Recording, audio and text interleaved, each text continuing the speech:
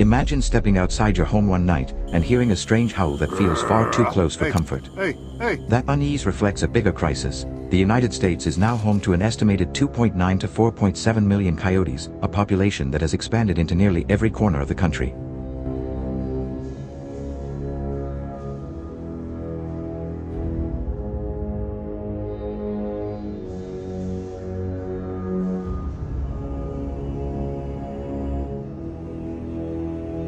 These predators cause serious damage, responsible for more than 60% of annual sheep losses and countless attacks on goats, calves, poultry, and even pets. Beyond economic destruction, their boldness has sparked panic in neighborhoods, where incidents of coyotes chasing joggers, stalking children, and invading yards have become increasingly common.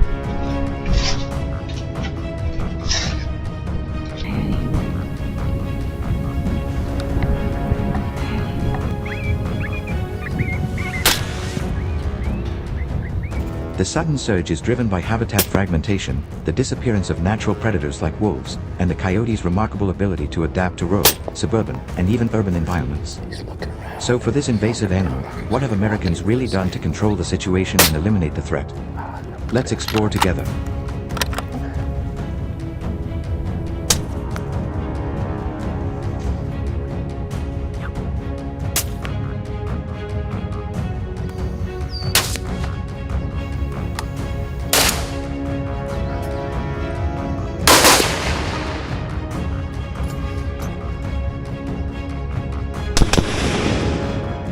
High above the snow-covered wilderness of Alaska and parts of the northern Rockies, helicopters have become a powerful tool in the battle against expanding wolf populations. Flying low over valleys and open tundra, pilots and sharpshooters track fresh trails left in the snow, often leading straight to elusive packs.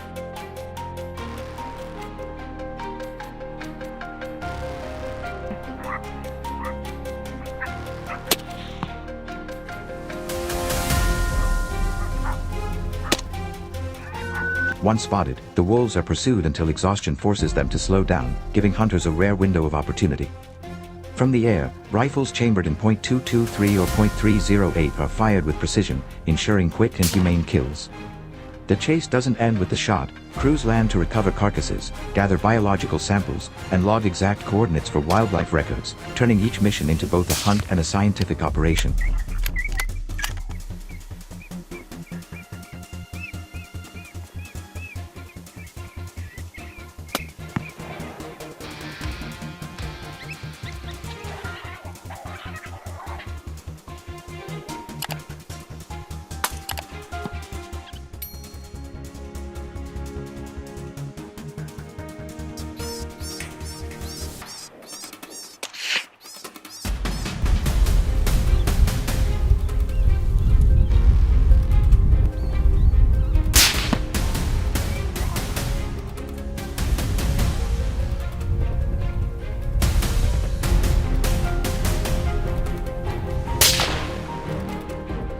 The effectiveness of this strategy is staggering compared to ground pursuits. Traditional hunts may take weeks just to track a single pack, but a skilled aerial crew can remove multiple wolves in a single flight. State reports reveal that in Alaska alone, helicopter operations have eliminated dozens to hundreds of wolves per year in designated control zones, numbers that would be unattainable otherwise.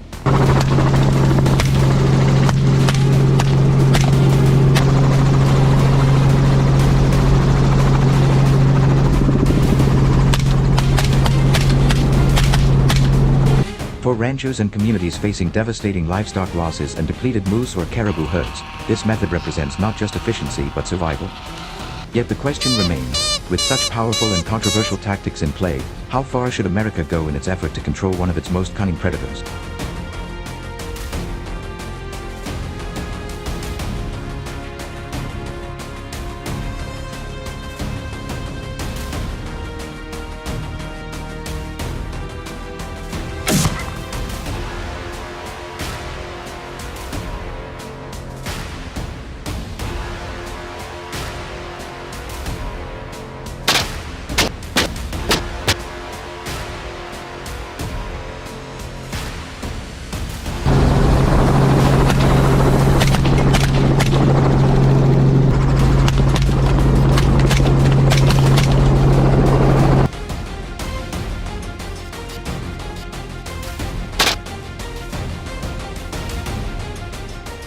Coyote hunting with rifles in the United States has become a refined practice, combining precision shooting with knowledge of the animal's behavior.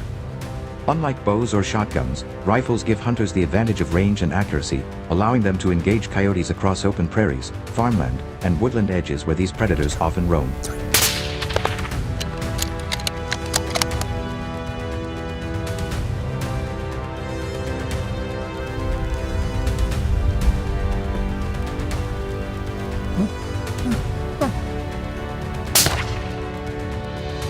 Platforms like lightweight sniper rifles or semi-automatic models dominate the field, with calibers such as the .223 Remington, the most popular choice, offering balance between power and control. Others prefer the .22-250 or .204 Ruger for flatter trajectories, while some lean toward the .243 Winchester or Ackley improved for greater reach and punch against wary coyotes at longer ranges.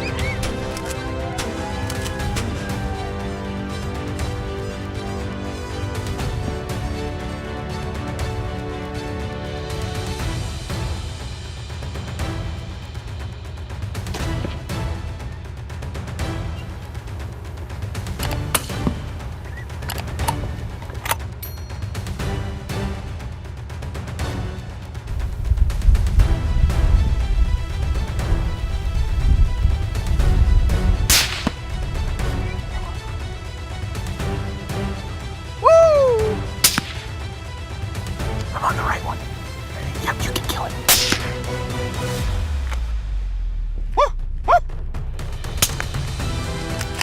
Ammunition plays a critical role. Hunters typically select varmint bullets designed to expand rapidly on impact, maximizing effectiveness while minimizing the chance of overpenetration. At ranges of 100 to 300 yards, these rounds prove devastating when aimed correctly.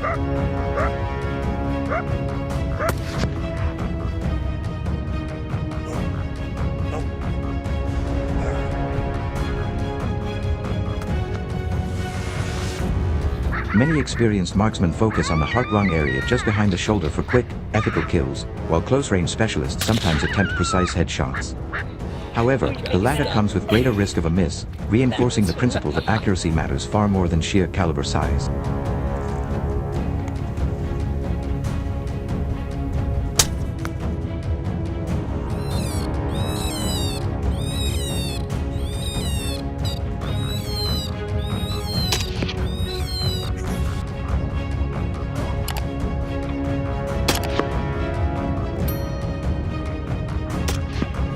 Double down, baby.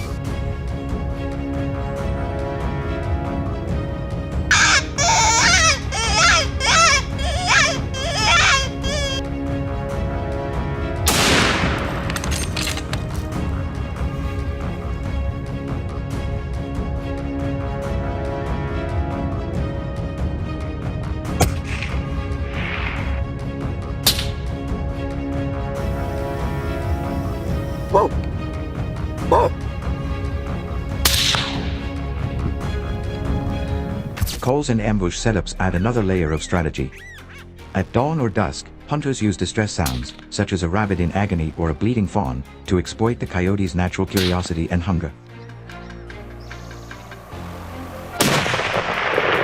Nailed him!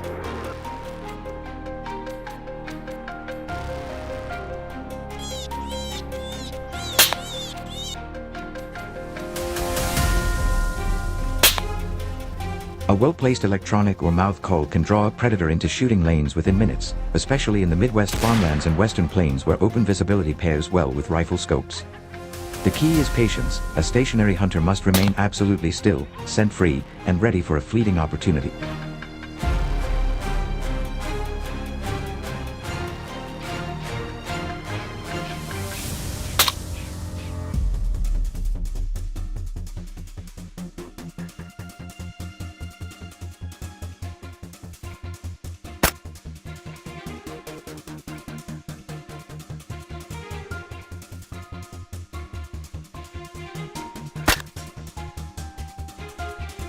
That bird.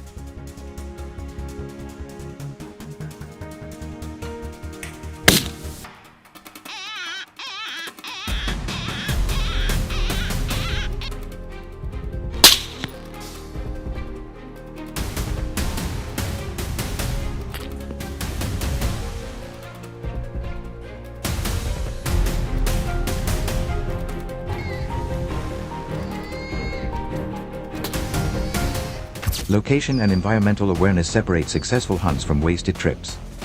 Coyotes often travel along fence lines, ridges, and brushy edges, using these corridors to move silently across their territory.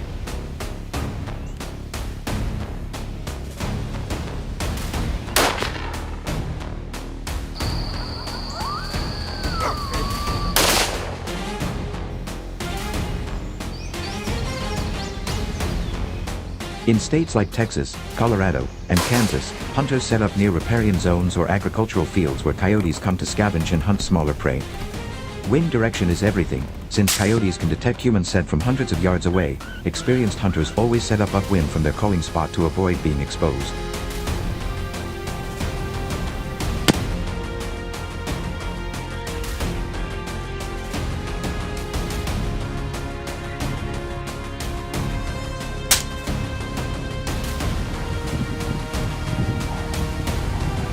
That is an adult.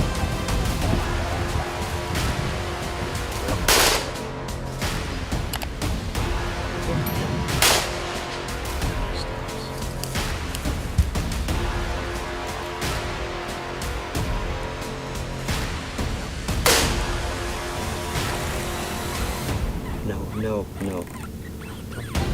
Right there.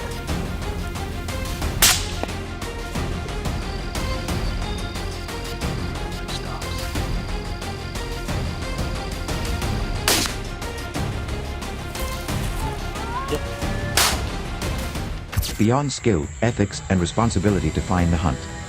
Coyotes are often considered pests because they prey on livestock, poultry, and pets, causing significant financial losses for farmers and ranchers. Yet, every hunt must remain humane and lawful, with respect for landowner property, neighbors, and pets.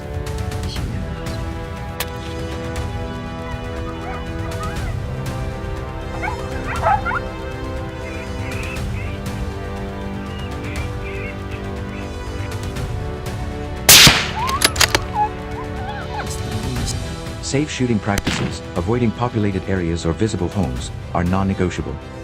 Hunters are also expected to recover downed animals promptly, ensuring proper use or disposal in line with local regulations.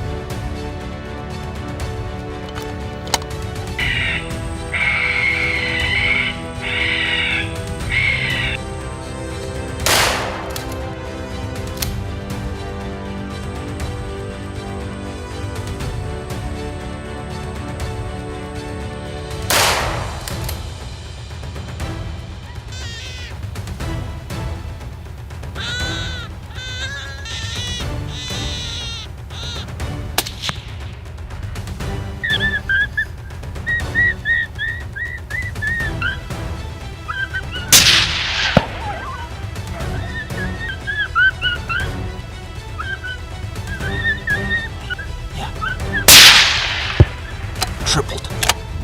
In the bigger picture, hunters play a vital role in managing exploding coyote populations across the United States. With estimates of millions of coyotes spread from coast to coast, unchecked numbers threaten ecological balance and rural livelihoods. Rifle hunting, when done responsibly, becomes not just a sport but a tool of conservation and predator control.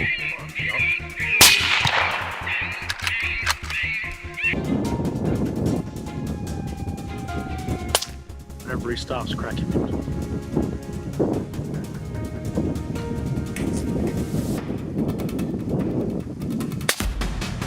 But the question remains, do you agree with this approach to managing coyotes in America? If so, hit the like button. If not, share your thoughts in the comments. And don't forget to subscribe to the channel for more insights into these controversial yet fascinating wildlife battles.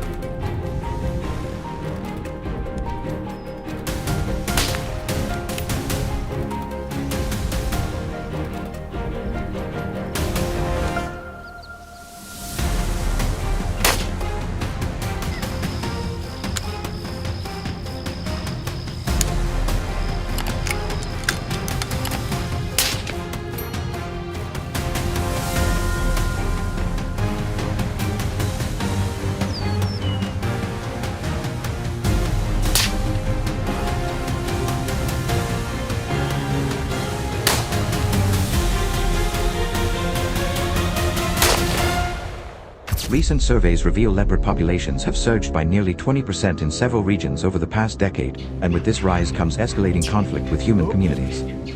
Farmers and ranchers report millions of dollars in losses each year as these stealthy predators kill goats, calves, and sheep, while also raiding poultry enclosures.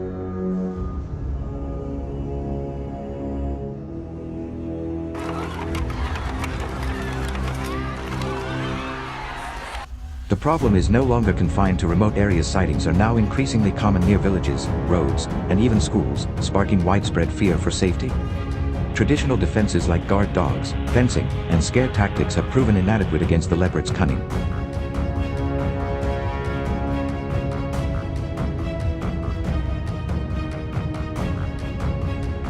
With attacks mounting each season, communities are left questioning, how can this crisis be controlled before it spirals further?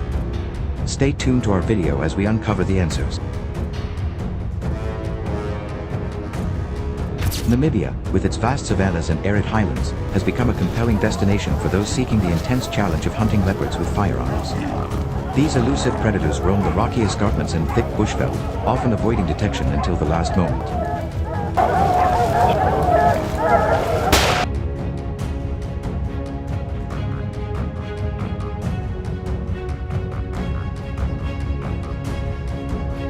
Known for their stealth, strength, and speed, leopards present one of the most formidable targets a hunter can pursue in southern Africa. The country's well-regulated hunting industry allows ethical firearm-based leopard hunts under strict quotas and permits, offering a legal and controlled approach to predator management.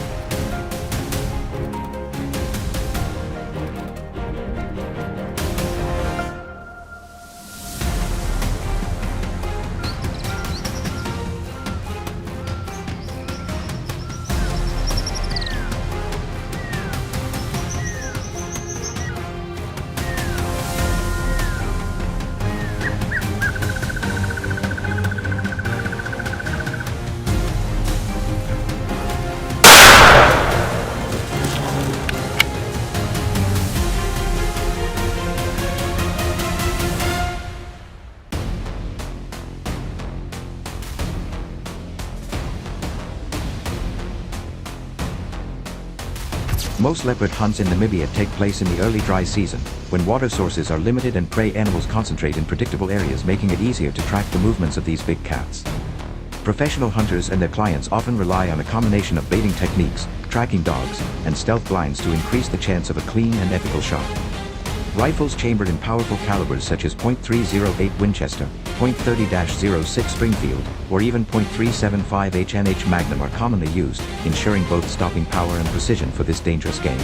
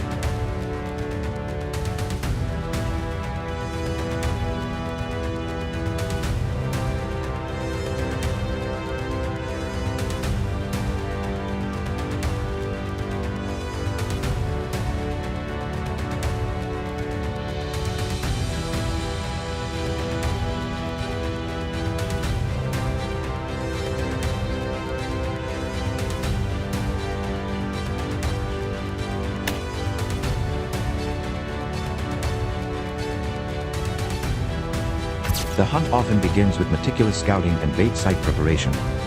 Experienced local trackers, some from indigenous communities with generations of bushcraft knowledge, play a critical role.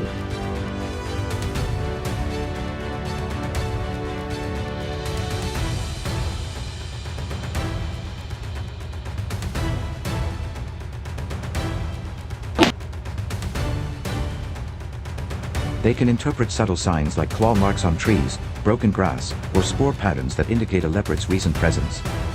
Once a bait is hit and a pattern established, hunters move quickly to set up a blind and prepare for a potential encounter. Patience becomes paramount, as leopards are notoriously cautious and often feed under the cover of dusk or darkness.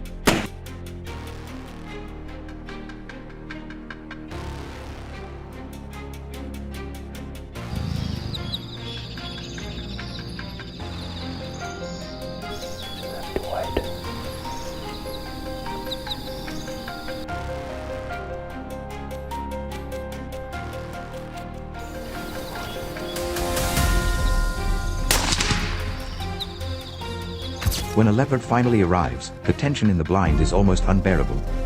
The hunter must remain perfectly still, waiting for the cat to settle and offer a broadside shot. Any sudden movement or noise can send the animal vanishing into the bush, perhaps never to return.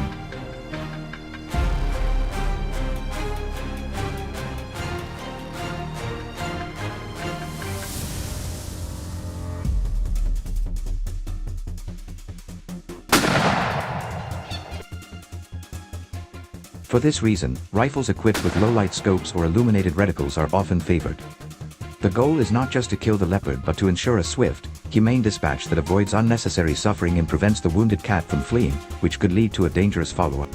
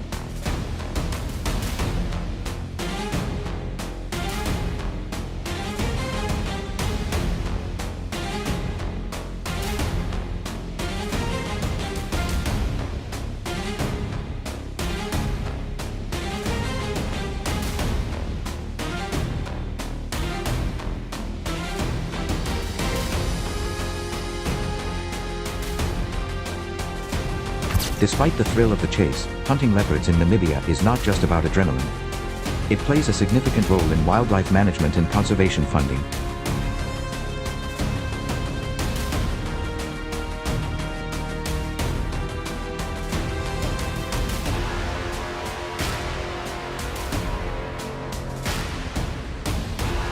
Hunting permits for leopards are limited, and a portion of the fees collected goes directly into local conservation efforts and community development programs. This model helps ensure that leopard populations remain healthy and that local communities benefit economically from preserving the ecosystem that supports these majestic predators.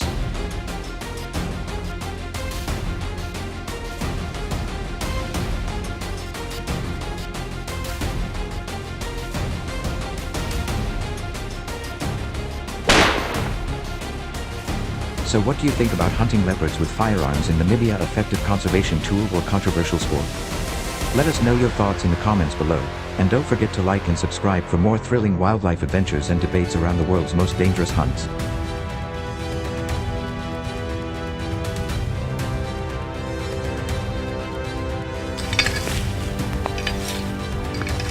I'm feeling pretty excited.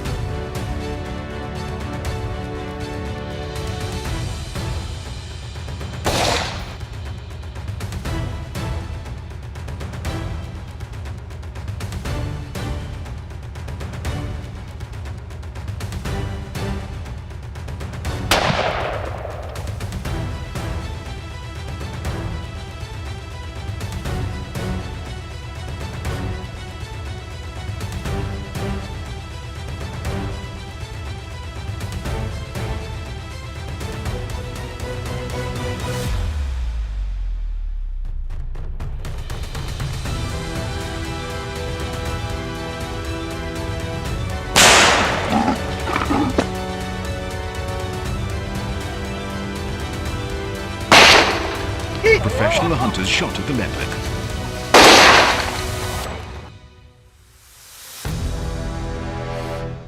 Recent reports indicate that encounters with Komodo dragons have risen by nearly 25% in the past decade, creating serious challenges for local communities across Indonesia's islands. These massive reptiles, weighing up to 200 pounds, have caused damage worth millions of dollars each year by attacking goats, chickens, and even cattle, while also raiding fishing nets along coastal villages.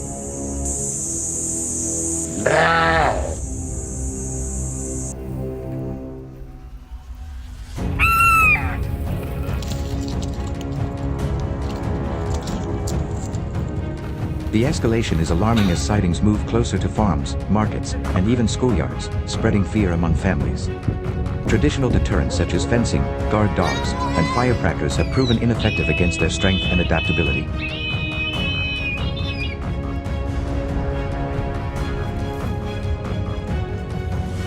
With confrontations becoming more frequent and dangerous, the pressing question remains: how can people defend their livelihoods against these fearsome predators? Stay tuned and watch the video to find out.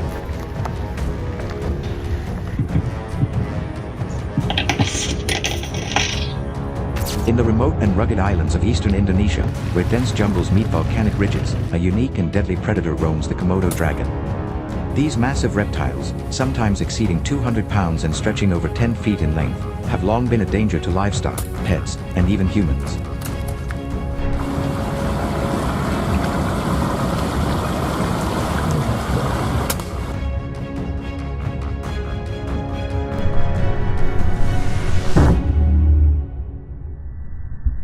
As their population grows and encroaches further into villages, Indonesian communities have begun turning to a controversial and dangerous method: hunting Komodo dragons with firearms. It's a high-risk strategy, one born out of desperation in regions like Komodo Island and parts of Flores, where local residents now face frequent, life-threatening encounters.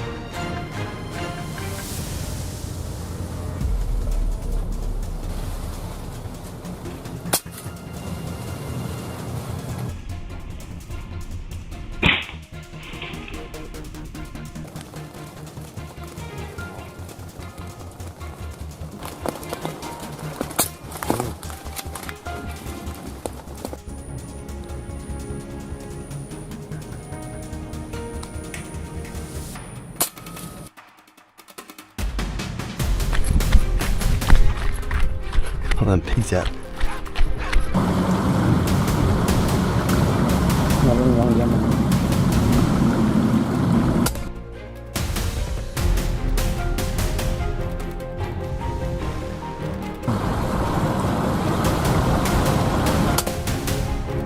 Hunting Komodo dragons with guns is not a task for the faint of heart. These predators are not only physically powerful, but also stealthy and alarmingly fast in short bursts. When cornered or wounded, a Komodo can become explosively aggressive, charging hunters or using its venom-laced bite to deadly effect. Wow.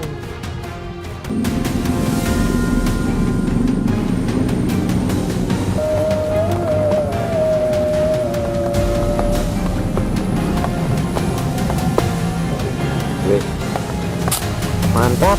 For this reason, only experienced hunters often accompanied by local guides attempt this pursuit. Firearms such as .308 Winchester or .30-06 Springfield rifles are typically used, chosen for their balance of stopping power and precision needed to neutralize such a formidable creature without suffering a lethal counterattack.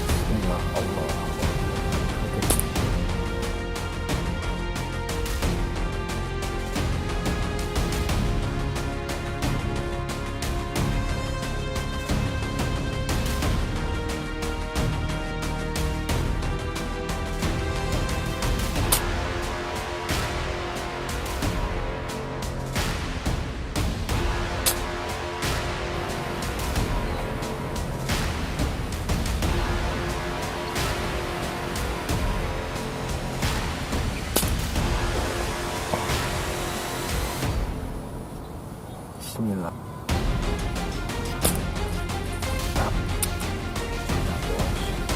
Wah, bentar lagi nih bos. Mantap.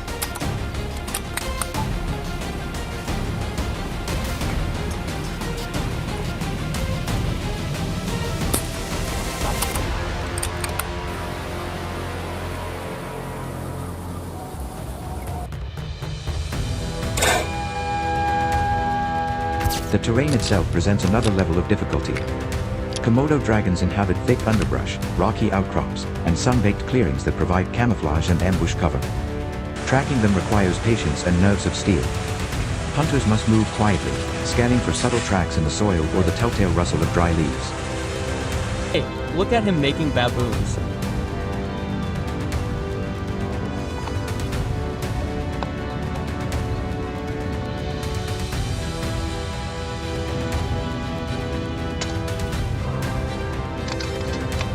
Often, the encounter happens suddenly, a flash of motion, a loud hiss, and the race for survival begins.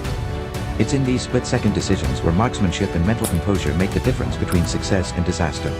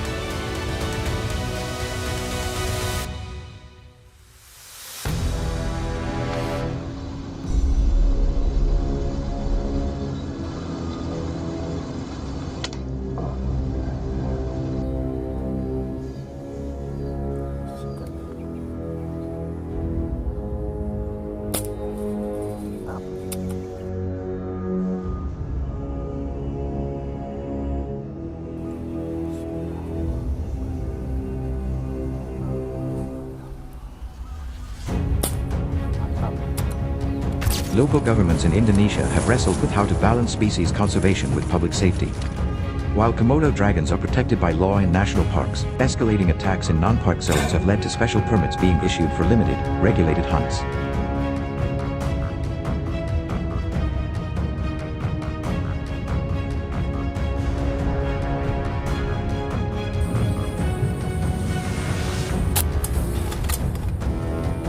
These permits are typically granted only after documented incidents involving injured livestock or human casualties. The goal is not eradication, but population control and the protection of human lives and livelihoods, particularly for villagers whose goats and cattle are vital economic resources.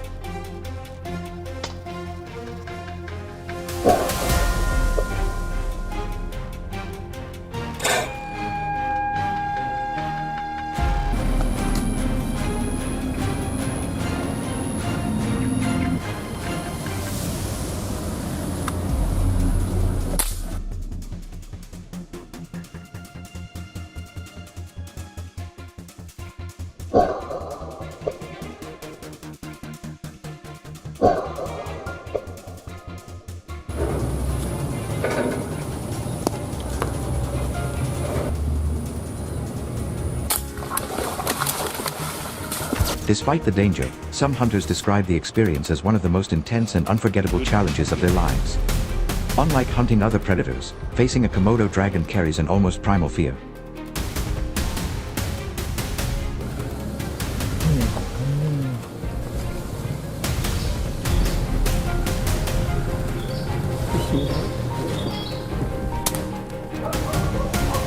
The knowledge that a single misstep could mean being bitten and slowly dying from venom-induced blood loss makes every second in the field pulse with tension. The hunters know they're up against a creature that has survived since the age of megafauna, and that demands a deep respect for its power and cunning.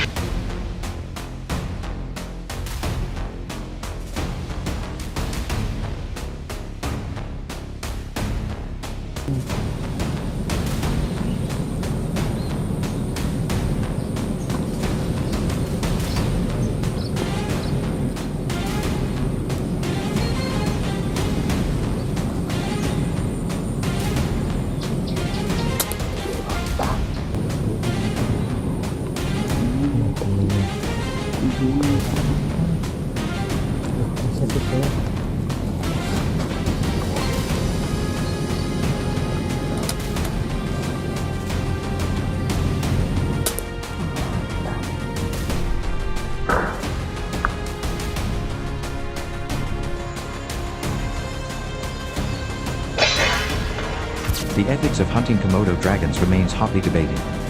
Conservationists worry about the long-term impact on dragon populations, especially with habitat loss due to development and tourism.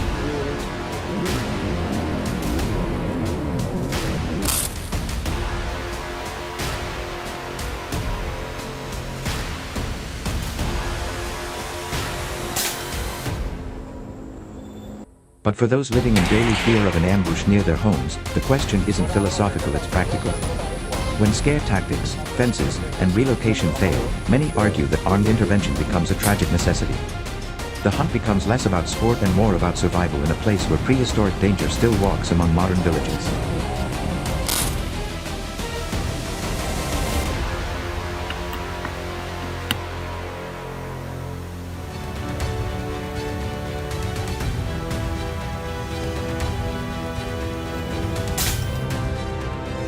So what do you think? Should armed hunts against Komodo dragons be allowed in certain high-risk areas, or should non-lethal alternatives be enforced no matter the risk? Let us know in the comments, and don't forget to like, subscribe, and follow our next episode.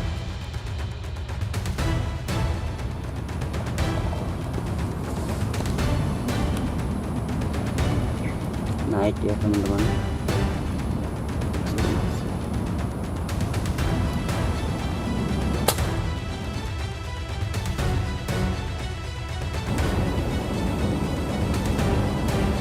Dulu mati ya.